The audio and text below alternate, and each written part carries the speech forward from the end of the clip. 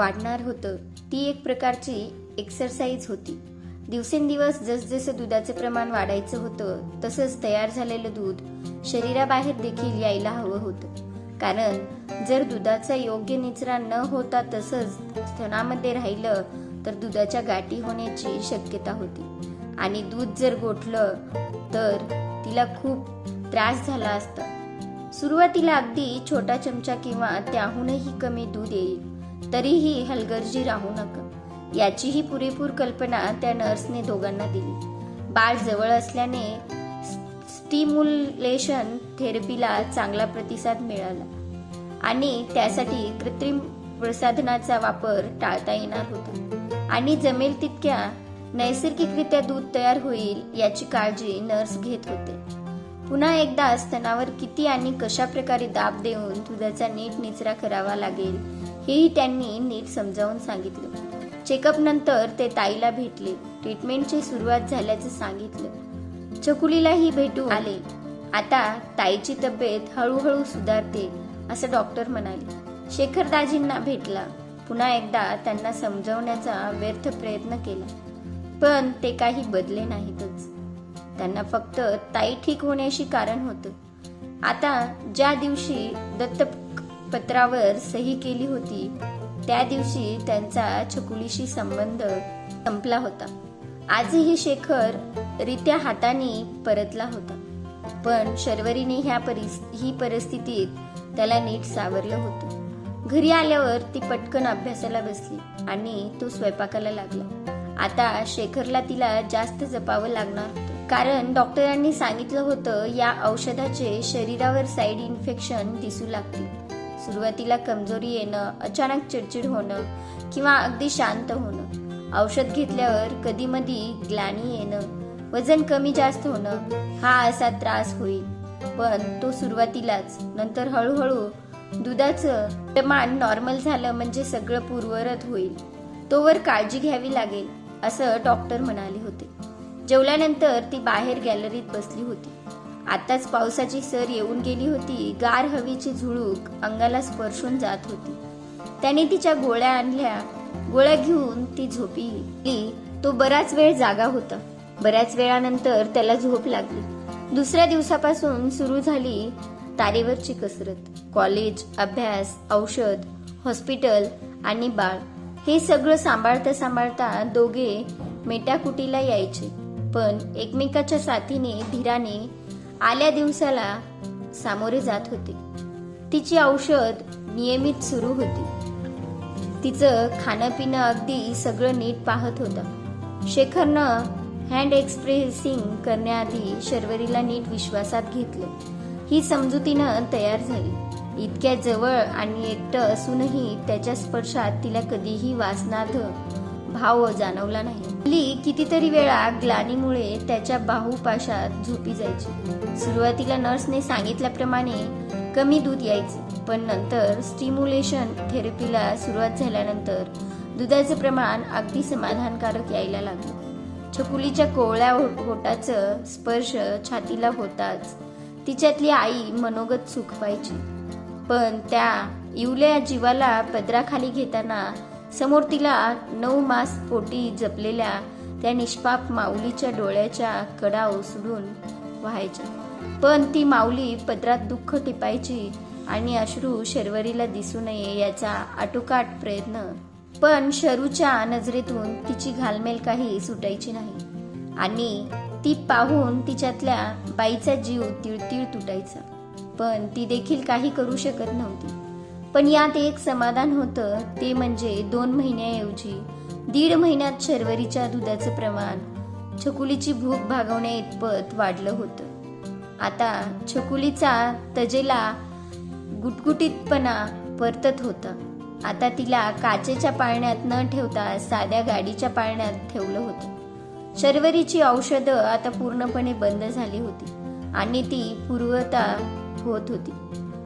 फक्त छकुलीला पाजायला दिवसातून साधारण 3 ते 4 वेळा तिला हॉस्पिटलला जावं लागायचं. शेखर तिच्या लेक्चरच्या वेळी सांभाळून तिला ने-आण करायचा. इतक्यात छकुलीला घरी आणणं शक्य नव्हतं, कारण ताईची तब्येत अजून स्थिरावर झाली नव्हती. तरीही शर्वरीने शेखर नीट सारं सांभाळून घेत होती. त्यांची छकुली आता बघता बघता 2 महिन्याची झाली होती. त्यांनी 1 महिन्याची झाल्यावर तिचं नामकरण केलं होतं शुभदा. आता ती त्याची शुभा झाली होती. बाबाच्या तोंडून शुभा ऐकून अगदी हरकून जायची. लेक आणि बाप लेकीच्या तो खेळकर संवाद पाहून शरूला खूप आनंद व्हायचा. हा म्हणत दिवस धावत होते.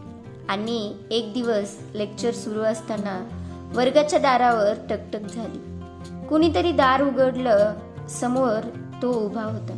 अगदी शक्तिहीन, विस्कटलेली केस, रडून रडून सुजलेले डोळे, डोक्यात पडलेल्या खोकीतून वाहणारं रक्त. हा असा त्याचा अवतार पाहून तिला क्षणभर काही सुचेनासं झालं. ती तशीच त्याच्या दिशेने धावली. तो अगदी भावनाशून्य नजरेने बघत होता. तिने अक्षरशः त्याला दंडाला धरून हलवत त्याला भानावर आणलं आणि ती बोलून गेली, शेखर, अहो भानावर या. काय झालंय? बोला शेखर. तिच्या मनात खूप वाईट विचार येत होते, पण तो काही कळायला मार्ग नव्हता. तिनं त्याला खुर्चीवर बसवलं आणि ती पाणी आणायला वळणावर इतक्यात त्याने तिला घट्ट मिठी मारली. ताई गेली शरू, एवढं कसं बस त्याच्या तोंडून बाहेर पडलं आणि पुन्हा तो हमसून तिच्या कुशीत रडू लागला. तिच्याही डोळ्यातून अश्रुधारा गालावर उतरल्या. पण आता तिला धीट राहणं भाग होतं. त्याला सावरून आता तिला त्या इवल्या जीवाला जपायचं होतं. तिच्या आईला दिलेलं वचन पाळायचं होतं. तिने त्याला शांत केलं, पाणी दिलं आणि डोक्यावरची जखम बांधली आणि त्याला घेऊन ती निघाली. वाटेत जाता जाता बद्दल सांगितलं. तुला कॉलेजला सोडल्यानंतर मी ताईला नाश्ता द्यायला गेलो. त्यावेळी मी पोहोचण्यापूर्वीपासूनच दाजी तिथे पोहोचले होते. त्यांच्यात बहुतेक छकुलीवरून वाद सुरू होते. मी आत गेलो तेव्हा दाजी पाळण्यातल्या आपल्या छकुलीला अपाय करताना दिसले. मी त्यांना अडवलं तर त्यांनी मला ढकललं. मी बाजूला पडलो. माझं डोकं तिथल्या स्टलच्या कोपरा आपटला आणि रक्त वाहू लागलं. मला सावरायला म्हणून ताई माझ्याकडे धावली. त्यात तिला लावलेलं स्लाईन तुटलं आणि ती तिथंच कोसळली. मी कसाबसा स्वतःला सावरून डॉक्टरांना बोलावलं, पण आम्ही काही करेस्तोवर सारं संपलं होतं.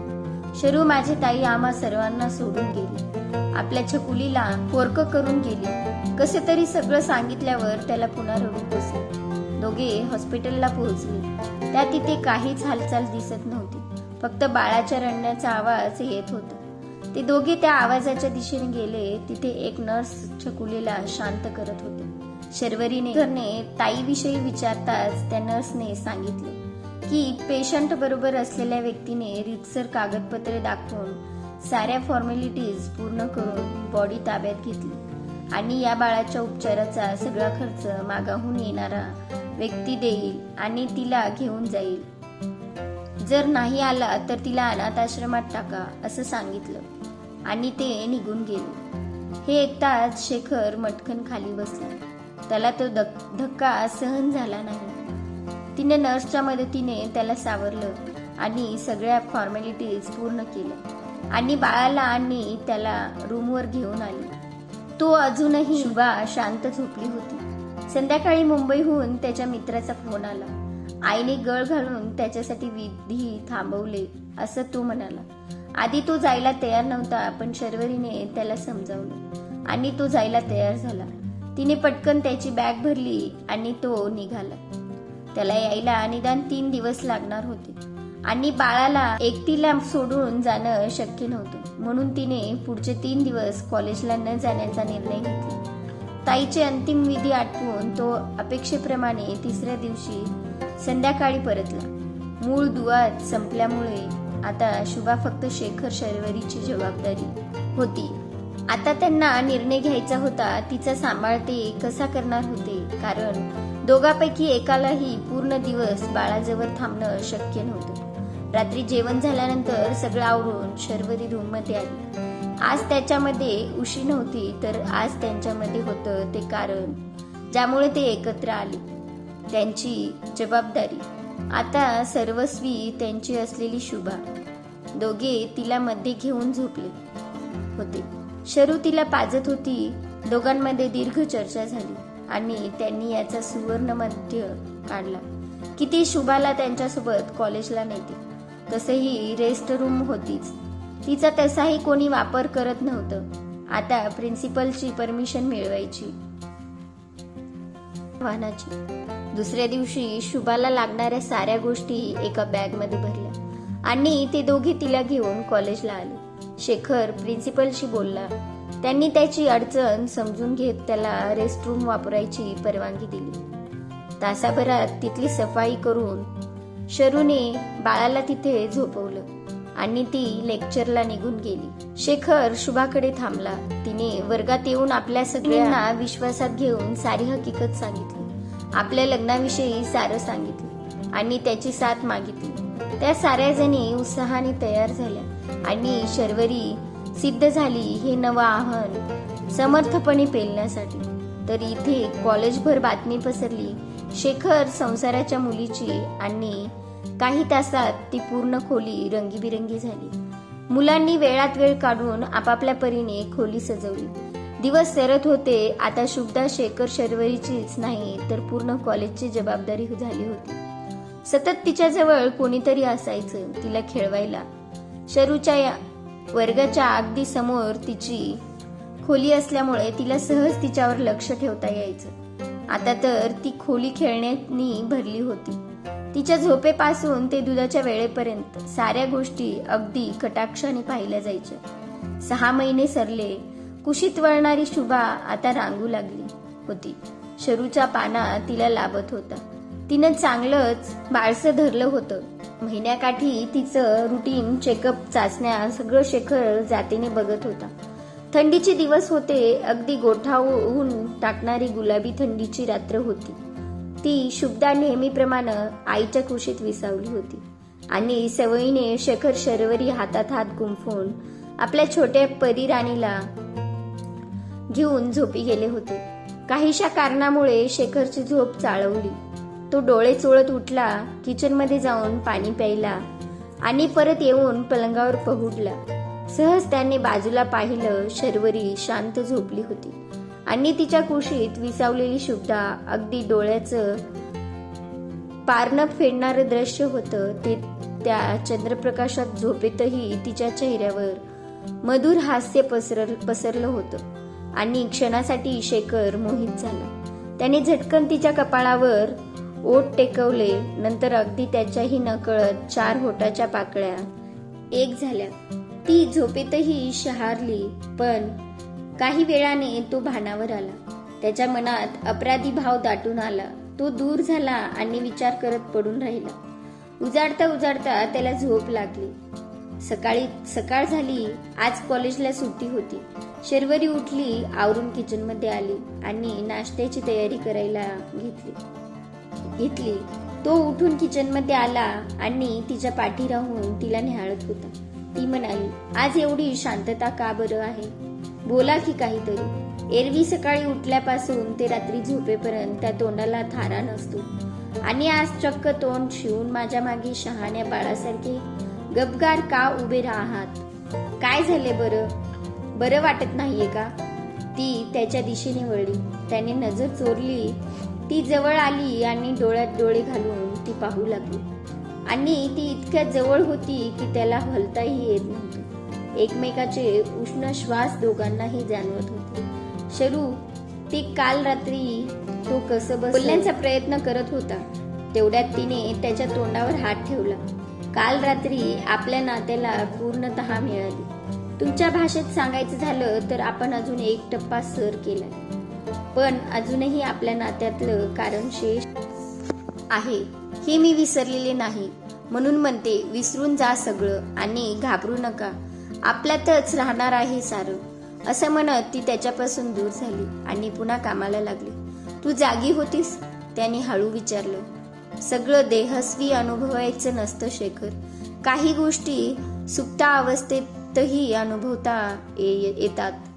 आणि तुमच्या प्रश्नाचं उत्तर म्हणाल तर मी जागी नव्हते, पण माझी झोप नेहमी सावध असते शुभासाठी. त्यामुळे मला कळलं आणि तुमचा स्पर्श मी ओळखते, अगदी झोपेतही. आणि त्यातल्या भावना म्हणाल तर त्या न सांगताही सहज उमगतात. मला पण अशी कशी ओळखायला लागलीस मला? आपली ओळख तर अगदीच काही महिन्याची आहे, तो अगदी प्रश्नार्थक नजरेने म्हणाला. ती मंद हसत म्हणाली, अहो तेच खरं सौंदर्य आहे ना आपल्या संस्कृतीचं. आपल्या इकडची स्त्री हे डोरलं फक्त दागिना म्हणून घालत नाही, तर ती त्या पुरुषाच्या अधीन बांधली जाते. त्याला आतून बाहेर, अगदी डोक्यावरच्या केसापासून ते पायाच्या नखापर्यंत, ते चेहऱ्यावर न उमटलेल्या भावापासून ते तोंडातून झरणाऱ्या शब्दाच्या मागच्या भावापर्यंत सारं तिच्यापर्यंत पोहोचतं असतं. आज पुन्हा एकदा तो नव्याने तिला सामोरं गेला होता. तितक्यात शुभाच्या रडण्याचा आवाज आला आणि ती तिकडे धावली. ती सकाळ सोडता पूर्ण दिवस त्यांनी छान एन्जॉय केलं. खूप दिवसांनी ते बाहेर पडले होते. आज त्यांची परीराणी पहिल्यांदा घराबाहेर आली होती. समुद्रकिनारी ती तुफान खुश झाली होती. काही गोड आठवणचा सडा जमून संध्याकाळी ते आपल्या उबदार घरट्यात परतले. दुसऱ्या दिवसापासून परत रुटीन सुरू झालं. ती दुसऱ्या वर्षाची परीक्षा चांगल्या गुणांनी उत्तीर्ण झाली. सुट्ट्या पडल्या खऱ्या, पण शुभामुळे शर्वरीला घरी जाणं शक्य नव्हतं. पण ती घरी गेली नसती तर बाबांना संशय आला असता, म्हणून घरी जाणं भागच होतं. आता शुभा 9 महिन्याची झाली होती. तसही शर्वरीने तिला पातळ पदार्थ भरवायला सुरुवात केलेली. आता ती फक्त दुधावर नव्हती, पण तरीही ती शर्वरीशिवाय ती राहिली नव्हती. तरीही ती कशीबशी बाहेर पडली. 2 दिवस राहिली तरी जीव बाळामध्ये अडकलेला. ती घरी स्टडी कॅम्पसाठी जाते म्हणून सांगून आलेली, म्हणजे त्यांच्या जीवाला रुखरुख नको म्हणून लेकीला छातीशी कवटाळलं. तेव्हा कुठे तिचा जीव भांड्यात पडला. तो हिच्या दुसऱ्या आठवड्यात घरी गेला. खरं तर 4 दिवसांनी येणार होता, पण त्याचा मुक्काम लांबला आणि तो थेट जूनच्या 1 तारखेला परतला. तसेही शर्वरीने बाळाला सांभाळलं होतं आणि असेल काही काम म्हणून झाला असेल उशीर असं गृहीत धरून तिनेही त्याला जास्त काही विचारण्याचा अट्टहास केला नाही. आल्यापासून तो खूप शांत होता. हे तिलाही खटकलंच होतं, पण तरीही ती गप्प राहिली. पण त्याचं असं शांत असणं तिच्या आयुष्यात येणाऱ्या वादळापूर्वीची शांतता आहे याची तिला पुसटशी चाहूल देखील नव्हती. 4 दिवसांनी कॉलेज पुन्हा सुरू झालं. 2 दिवस गेले आणि तिसऱ्या दिवशी लेक्चरला तो क्लासमध्ये आला. तेव्हा त्याच्या हातात कसलीशी फाईल होती. त्याने दरवाजा लोटला आणि तिला समोर बोलावलं आणि म्हणाला, शर्वरी, मी खूप प्रयत्न केला घरी तुला सांगण्याचा, पण मला नाही जमलं, म्हणून या सर्वांसमोर सांगतो. प्रत्येक जण प्राणकंठाशी आणून ऐकत होता. तिला वाटत होतं आज शेखर कारण नावाचा अडसर दूर करतील आणि खऱ्या अर्थाने त्यांचं नातं पूर्णत्वास जाईल. पण हे आपल्या घटस्फोटाचे कागदपत्र, यावर सही कर. आज मी तुला या जबाबदारीतून मुक्त करतो. माझे लग्न झाले गेल्या महिन्यात आणि लवकरच क्षितिजा माझी बायको माझ्याकडे राहायला येणार आहे. पण मी या नात्यातून मोकळा होत नाही तोवर नवीन नात्यांची सुरुवात करू शकणार नाही. म्हणून ही कागदपत्रे मी आज घेऊन आलो. यावर तुझ्या सह्या झाल्या म्हणजे तूही मुक्त आणि मीही. त्याचे हे शब्द ऐकताच तिची विचार श्रृंखला मोत्याच्या माळेप्रमाणे विखुरली. तिने थरथरत्या हाताने पेन उचलला आणि सही केली. कपाळावरची टिकली काढली आणि गळ्यातलं मंगळसूत्र काढणार इतक्यात तिच्या कानी शब्द आले, आई बाबा. सगळ्यांच्या नजरा दाराकडे वळल्या. त्यांची रांगणारी लेक दाराच्या आधाराने उभी होती आणि तिच्या तोंडून पहिला शब्द फुटला होता, आई बाबा. त्यांना पाहून ती त्यांच्या दिशेने झेपावली. ती पडू नये म्हणून दोघे तिच्याकडे धावले आणि तिला पकडले. त्या गडबडीत तिच्या गळ्यातलं मंगळसूत्र त्याच्या गळ्यातल्या चेनमध्ये अडकलं. ती काढण्याचा प्रयत्न करत असताना ते वाढवलं गेलं. तसंच तिने ते तिच्या हातावर ठेवलं आणि म्हणाली, ह्या सर्वांसमोर तुमची झाले होते त्यांच्या समोरच वेगळी होते. शुभाला नीट सांभाळा, मी आज संध्याकाळीच निघते. असं म्हणत ती तिथून निघून गेली. तो शुभाला घेऊन तिच्या पाठमोऱ्या आकृतीकडे पाहतच राहिला. मग त्या दिवशी संध्याकाळी भर पावसात ती घरी आईबाबांकडे निघून गेली. ती गेल्यानंतर त्याने सही न करताच ते कागद तसेच कपाटात ठेवून दिले आणि त्यानंतर 3 महिन्यांनी आज तो तिच्या घरात तिच्या समोर उभा होता. शरू, तू गेलीस आणि माझ्या घराचं घर पण गेलं. खेळकरपणा लुप्त झाला आणि सगळी रया जाऊन ओस पडलं माझं इवलंसं घरटं. तू गेलीस आणि काही दिवसांनी ती आली. क्षितिजा खूप वेगळी, तुझ्यापेक्षा खूप वेगळी. ती आपल्या कामाशी का ठेवायची? त्यात स्वभाव अगदी तिरस्कारी, संशयी, जणू मायेचा ओलावा काय तो माहीतच नसावा. तो थांबला इतक्यात ती म्हणली, मग तुम्ही अशा स्त्रीशी लग्न कसं केलं? खरं सांगू, मी सुट्टीत घरी गेलो ते मुळी आपल्याबद्दल घरी सांगायचं म्हणून, पण आईने सरळ मला शपथेवर लग्नाला तयार केलं. सारं सांगूनही तिने काही ऐकलं नाही. वाटलं लग्नापूर्वी त्या मुलीला भेटून सारं सांगावं, म्हणजे ती नकार देईल. आणि मॉडेल तसा प्रयत्न देखील केला मी, पण काही होऊ शकलं नाही आणि आमची भेट थेट बोहल्यावर झाली. सगळं पार पडलं आणि मी इथे यायच्या आदल्या रात्री तिला सगळं सविस्तर सांगितलं. तेव्हा तिला काही प्रॉब्लेम नव्हता. फक्त जाता जाता एवढंच म्हणाली, तिला आता मोकळं करा. म्हणजे तिने इशारा दिला होता. म्हणून मी आल्यावर तुला, म्हणजे तुझ्याकडून तो अडखळला. पुढे शुभाला तर नीट सांभाळत होती ना? मग तिने पुढचा प्रश्न विचारला आणि यावेळी तिच्या आवाजातली तीक्ष्ण धार त्याला जाणवली. तो पुढे म्हणाला, खरी समस्या तर तिथेच निर्माण झाली. तिला मूल अजिबात आवडत नाही. ती शुभाला तिटकारा करायची. तिने मला आल्या सांगितलं की तिला तिच्या करिअरवर फोकस करायचं. त्यात तिला शुभाचा अडसर वाटत होता. ती नेहमी म्हणायची, सवतीची पोर आणून माझ्या उरोरावर बसवली. कसा बसा राग गिळून मी तिची समजूत काढायची. पुन्हा पुन्हा समजून थकलो होतो.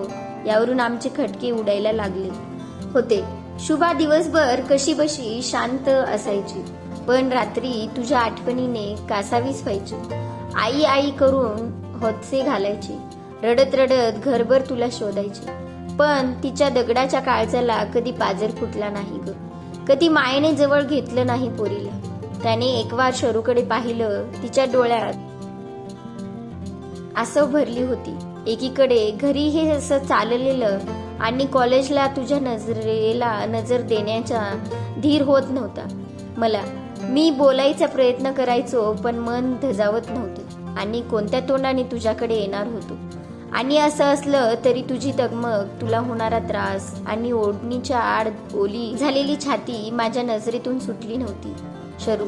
त्या दिवशी तर दूध गोठलं आणि तुला होणाऱ्या वेदना माझं हृदय भरत होतं. मी रेस्टरूम मध्ये दाराआड थांबलो होतो. मॅडमनी येऊन तू ठीक असल्याचं सांगितलं आणि मी एकदा तुला दुरूनच पाहिलं आणि तिथून मग निघून गेलो. तिने काही दिवसाची सुट्टी घेतली होती. वाटलं शुभा जवळ राहिली तर कदाचित तिला शुभाविषयी कणव वाटेल, म्हणून आशेने तिला तिच्या जवळ ठेवून आलो होतो. पण तीच माझी चूक झाली.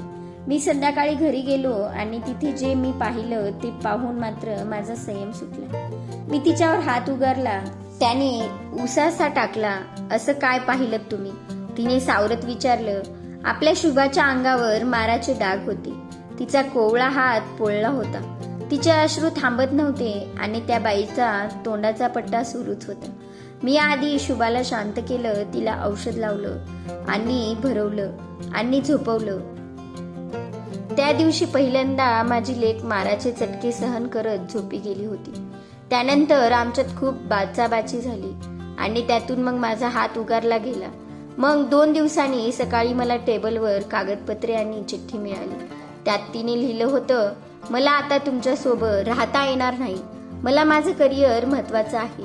हे आपल्या घटस्फोटाचे कागदपत्र, यावर मी सही केली. तुम्हीही करा, म्हणजे आपण दोघे मुक्त होऊ.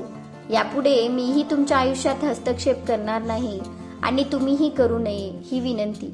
असे 4 शब्द लिहून ती कायमची माझ्या आयुष्यातून निघून गेली. ती गेल्यावर मी स्वतःला कोंडून घेतलं. आयुष्य संपवण्याचाही विचार डोकावला होता मनात, पण शुभासाठी सावरलो. आणि शरू आपल्या घटस्फोटाचे कागद फाडून थेट इकडची वाट धरली. तो बाबाकडे वळून म्हणाला, बाबा आता तुम्हीच ठरवा तुमची लेक कशी आहे ते. हे असं अनोखं आई पण अनुभवण्यासाठी ती अग्नी दिव्यातून गेलीये. हात जोडतो तुमच्या पुढे, आमच्या नात्याला मान्यता द्या. बाबा हो म्हणाले. तसा तो शर्वरी जवळ आला आणि तिचा हात हातात घेऊन म्हणाला, देशील का मला एक चान्स माझी चूक सुधारण्यासाठी? आई हो म्हण ना. छकुली डोळे चोळत खोलीतून बाहेर येत म्हणाली. त्यावर सगळे हसले. त्यांनी खिशातून तिचं मंगळसूत्र काढलं. येताना त्यांनी ते दुरुस्त करून आणलेलं ते तिच्या गळ्यात घातलं. म्हणाला, हा तुझा हक्क. तिने लगेच देवघरातून कुंकवाचा करंडा आणला आणि त्याच्या समोर धरत म्हणाली, हे राहिलं होतं. तसं त्यांनी त्यातलं कुंकू तिच्या भाळी रेखलं आणि पायाशी घुटमळणाऱ्या गोडुलीला उचलून दोघांनी तिचा गोड पापा घेतला. आणि आज खऱ्या अर्थाने त्यांच्या या अनोख्या नात्यातला तिच्या आईपणाच्या प्रवासाला पूर्णाकूर लाभला होता. तुम्ही व्हिडिओ शेवटपर्यंत पाहिलात त्याबद्दल तुमचे मनापासून आभार. तुम्हाला व्हिडिओ कसा वाटला ते कमेंटमध्ये सांगायला विसरू नका. असेच नवनवीन व्हिडिओ पाहण्यासाठी व्हिडिओला लाईक करा, शेअर करा आणि चॅनलला सबस्क्राईब करायला विसरू नका. भेटूया अशाच एका कथेसोबत. तोपर्यंत धन्यवाद.